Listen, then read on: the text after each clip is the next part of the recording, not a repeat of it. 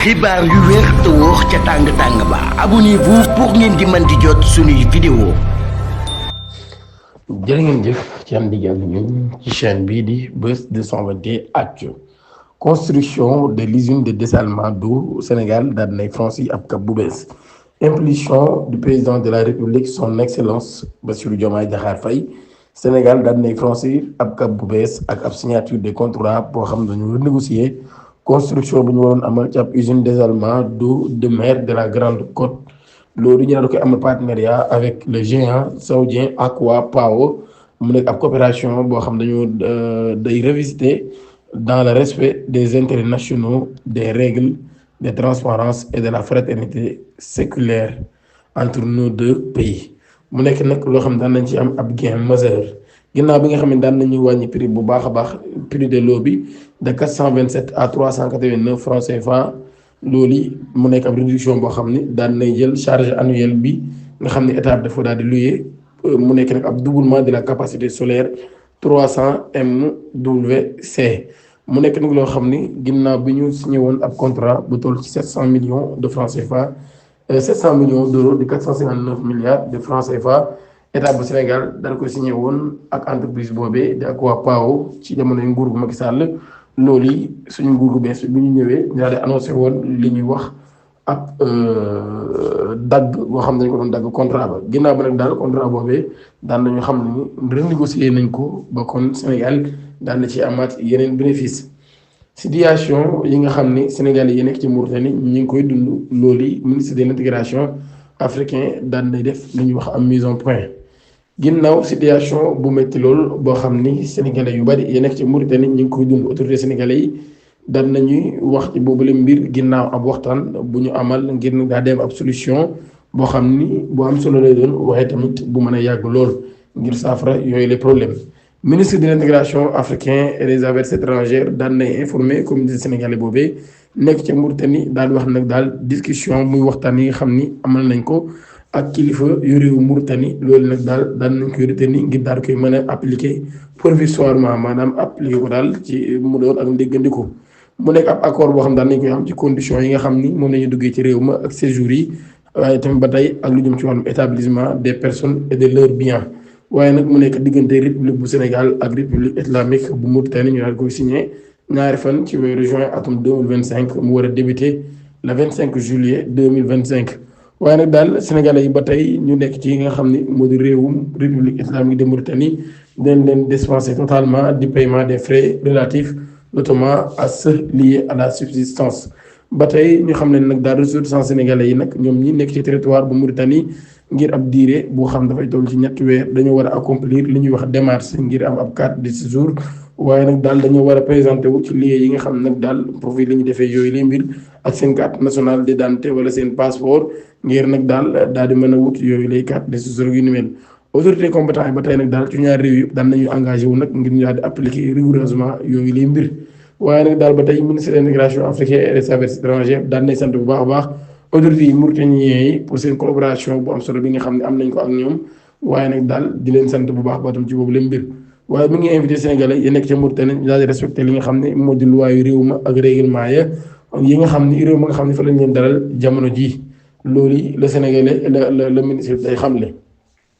inondation ca Tamba Mercilli Kaba daan na indi ay soutien wam ci population bu dëkk Touba waaye daal di interpeller les autorités ki nekkoon premier ministre Mercilli Kaba daan na exprimer compassion bi nga xam ne am na ko ak askanu Tambacounda ñu nekk victime ci wàllum inondation loolu taw bi daal di koy waral. moom responsable politique bi daan nay invité autorité étatique yi ngir nag ñoo di am ay soutien wala sax ay solution yu mu gën a gaawee ci dégâts matériels yi nga xam daan dafay am.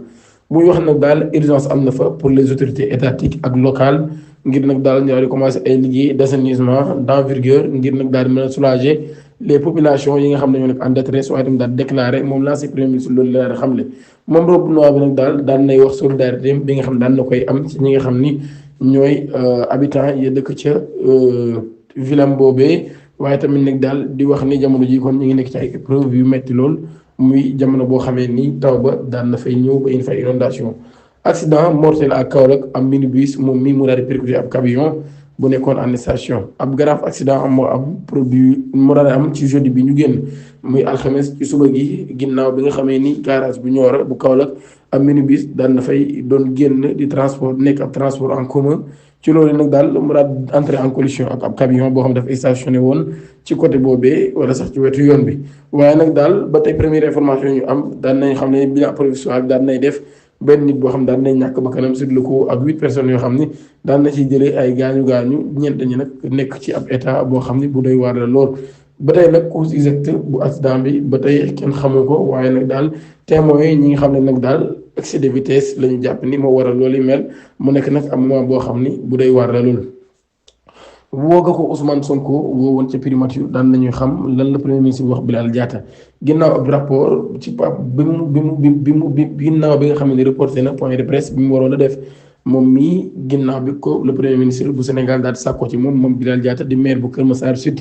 daan nañ koy amaloon ab audience ak le premier ministre Ousmane Sonko ci primature ginnaaw cellule de communication bi nga xam ni mooy cellule de communication bu maître Bilal Diatta bi daal ñi nga xam ne ñoom ñaar am nañu ay échanges yu sori lool ci lu jëm ci wàllu mutation interne au sein de parti Pastef la relation entre le premier ministre ak ki nga xam ne moo di njiitu réew bu Sénégal ak session yi nga xam ne daal mooy session bu commune de Kër Massar ak nag daal yeneen question yoo xam ni ci mbirum intérêt national Ousmane Sonko daan nay sant bu baax a baax leadership bi nga xam ni maire ba daan na koy am ak bu bokk ci mouvance présidentielle bi waaye itam daal di insisté bu baax a baax ci exigence yi nga xam ne am nañ ko ci wàllum vérité dem ci wàllum parti bi waaye ba tey mi ngi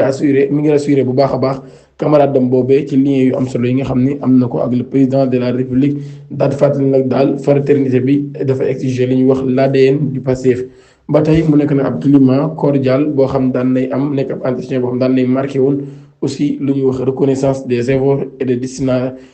désintéressement de Bilal Diatta dans l'accompagnement des idées du parti.